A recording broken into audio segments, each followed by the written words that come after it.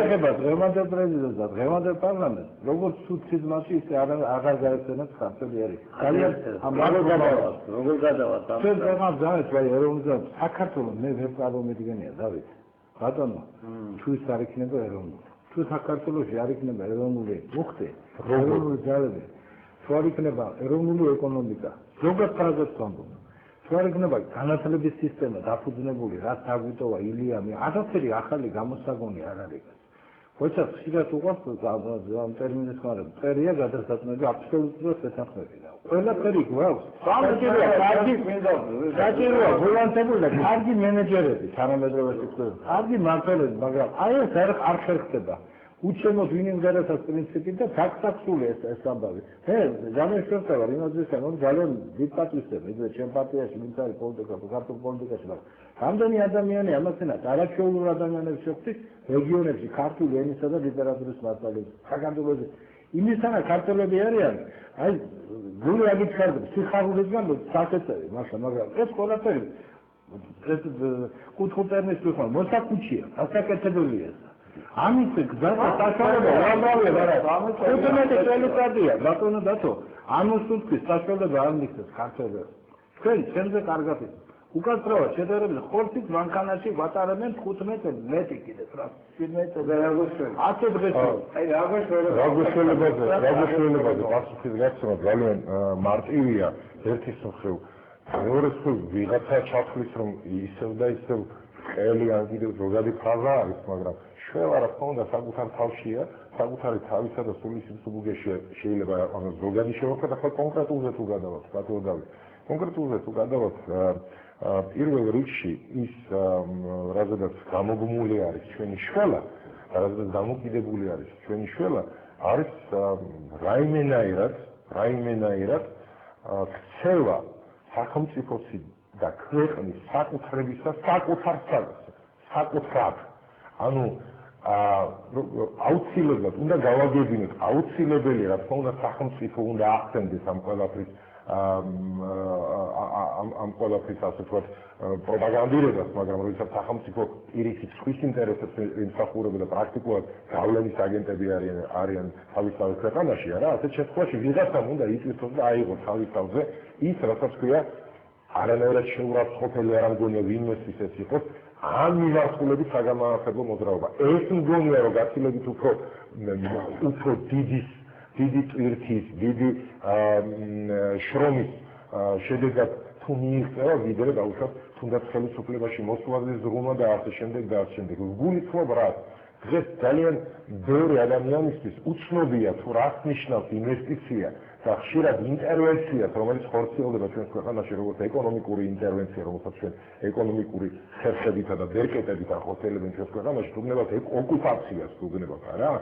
ხშირად ჩვენი მოქალაქეები ძალიან ბევრი ქართველი, ძალიან ბევრი არაქართველი ხშირად ინვესტიციას უწოდებს და მას იმედის თვალით შეჰყურებს. ჩვენ წარმოვიდგინეთ ასეთმა დამოკიდებულებამ, ასეთმა ახმამ ამ მიდგომებისა, ამ საკითხებისა მოიტანა ის, რადგან მე თავიდან ვისაუბრე, რომ გასხვისდა ქვეყანაში პრაქტიკულად ყველაფერი. თუ შეიძლება გააგვიოს რა უნდა იმის განჟად განათლების დაწოლში მე ვშიშავო ყველაფერს, რომელსაც ამიტომ ვეხები ამ ნაწილს, როდესაც ბილეთში, რომელიღაცა ტესტში იცის საკითხი ასეთნაირად საგამოცდოში თუ არ ხდება ან არა აქვს მნიშვნელობა ნებისმიერი ტესტირების საგანში ასე ვთქვათ რომ თუ თქვენ აბრძანდებით თქვენივე თანხით შეძენილი ბილეთით ავტობუსში როგორ ფიქრობთ ვალდებულება გაგაჩნია თუ არა უნდა დააუწყოთ სხვა ადგილი ერთ შემთხვევაში არის დიახ მე ვალდებული ვარ და ასეთ პასუხს გასცემს ქართული ბუნებისა და შერასაც ერის კონსტიტუციას ვეძახით ამ ბუნებით გამშრალული ადამიანი მეორე შემთხვევაში იმ პროპაგანდის შედეგად რა პროპაგანდა ჩვენ თავს მოგვახვიეს და რომელიც პრინციპით წაეკა ქართული აზროვნება პასუხს გასცემს რომ იცით რა მე არანაირი ვალდებულება არ მაქვს იმიტომ რომ მე თანხით, ჩემი შრომის შედეგად მიღებული თანხით შევიძინე ეს ბილეთი. თითქოს ერთი წამით მაყურებელია ალბათ, არა? შეიძლება მე გავაგზავნო მაყურებელს. მოუღანოთ, ხოთებით ხანაგებოდები გისმენ. გამარჯობა ბატონო.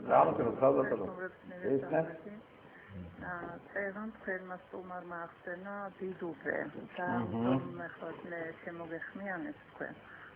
როცა ქებნებზე ჭირდებოდა ხმის მიცემა გიორგი ბარამიძემ ხალხს თავი მოუყარა და რა ვიცი რა არ შეგვწირდა. ერთი დიდუბის ქუჩა თუ არსებობს საერთოდ თბილისის ბუკაზე ძალიან მაინტერესებს. რა ხდება ის? აი არ ვიცი რა ჩვენ გზანში არ არის ისეთი ქუჩა დიდუბის ქუჩა რო არის აოხრებული. დიდუბის ეკლესიის სიახლოვე. თუკი გამოუშვებით თქვენი ტელევიზიის და ფილმებს და გადააღებინებთ ერთი ნაშეთს რაც რო გაწმდება ფეხის გადავადგათ არ ვიცით ესეთი ქუჩა რატო უნდა არსებობდეს დიდუბი არის ცენტრი მარტო ვაკეა ცენტრი ეს თავრობა აფირისტებით არის დაკომპლექტებული. მარტო არჩევნების დროს ჭირდება ხმის მიცემა და ისა ხალხი და მერე ავიწყდება ყველაფერი ასფალტი შევკვირდნენ. რის ასფალტი გას მოხრესონ მაინც რომ ის გუბეები არ იყოს რომ ადამიანმა ხტუნვით არიან რომ და არ ეძებო ფეხის და არ ვიცი მე ესენი როდის დამთავრდება მათი დასასრული როდის იქნება მაშინ გავბატონო მაშინ დამთავრდება ეს ყველაფერი როდესაც თქვენ ბუდიშის მოხდით რა თქმა უნდა ამ შემთხვევაში თქვენ დიდუბეზე საუბრობ და მე მეცნით ეს თქვენ თვალწინ გადის ეს ქუჩა და თქვენ გული გიოთ მაგრამ მაშინ გავბატონო მაშინ გვეშველება როდესაც თქვენი საუბრობთ იმ ქუჩაზე სადაც თქვენ არ ცხოვრობთ გავბატონო ბუდიშის მოხდით რა თქმა უნდა ძალიან ისეთი მრავალ მნიშვნელოვნად თქვი იქნება არ გამოვიდა მაგრამ როდესაც თქვენ საუბრობთ იმ ქუჩაზე მართლაც და რომელზეც სადაც თქვენ არ ცხოვრობთ მაგრამ მე გძნობ რომ თქვენ წივა და გეტკინება დარწმუნებული ვარ ამ ყველაფერში მაგრამ სწორედაც რომ ამაზე საუბრობთ როდესაც ანალოგიურად თქვენ გეტკინებათ ის რომ ტელევიზიით მოისმენთ იმ საშინელებას იმ უხამსობას როდესაც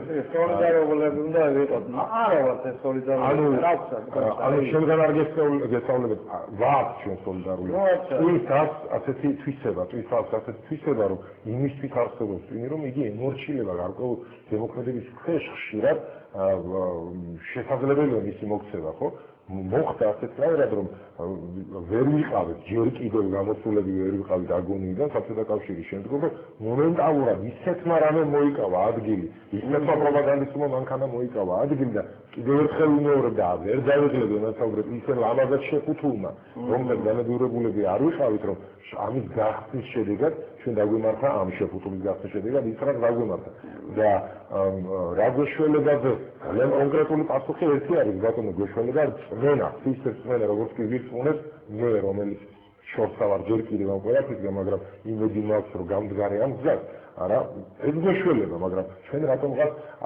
ერთის მხრივ მოწმუნენი ვართ და მეორეს მხრივ სულ შეკითხვას რა გვეშველება ანუ გვეშველება ის რომ არცერთნაირად იაზრუნოს და ერი და ბერი გაიგივოს ქვეყნის მოქალაქემ ქვეყანამ საერთოდ განაცხადოს სახელმწიფო და ქვეყანა ერთმანეთისგან იდგეს სადარაჯოზე და შუაში სახელმწიფოსა და ქვეყანას შორის და მოხდეს ისეთაერად რომ ქვეყანა ქმნიდეს სახელმწიფოს და არა სახელმწიფო ირგებდეს ქვეყანას ისეთად როგორც მას სურს რომ იგი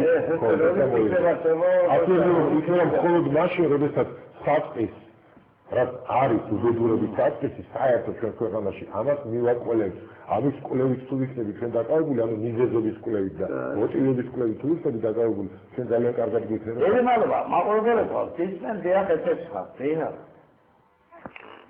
მოგესალმებით ბატონო დავით უნივერსალმეზით თქვენ სტუმრებს ბატონო გოჩა მინდა პატივისცემა დაგიდასტუროთ თუნდაც მხოლოდ იმიტომ რომ არაერთხელ მახსოვს ყოფილხარ ერთადერთი პარლამენტარი რომელიც ამ ვარდების რევოლუციის მთავრობას შეწინააღმდეგებიხარ.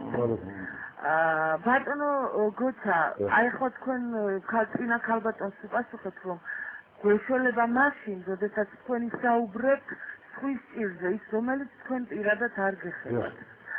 მე პირადად საქართველოს ერთი რიგითი უბრალო მოქალაქე ვარ, რომელიც ასეთ კატეგორიას განვეკუთვნები და რის გამოც რადიო იმედში არსებობს ასეთი გადაცემა თქვენ ალბათ იცით კითხვა პასუხი ყველა კითხვაზე მიშა ფეიქრიშვილს მიყავს ეს გადაცემა და აი ბოლო ერთი კვირა თითქმის უკვე ამ გადაცემაში აღარ მისვებენ შეკითხვით, იმიტომ რომ თურმე ამ გადაცემის რედაქტორისათვის არასასურველ მწვავე შეკითხვებს ვსვავ და თანაც ისეთ, რომელიც ჩემი პირდაპირ სატკივარი არ არის, მაგრამ ჩემი ქვეყნის სატკივარია. ახლა მე თქვენთან მაქვს ერთი შეკითხვა. არ მეგონა ერთი კიდე ერთ რაღაცას ვიტყვი. არ მეგონა ასეთი მიანიკი თუ იყავით, თქვა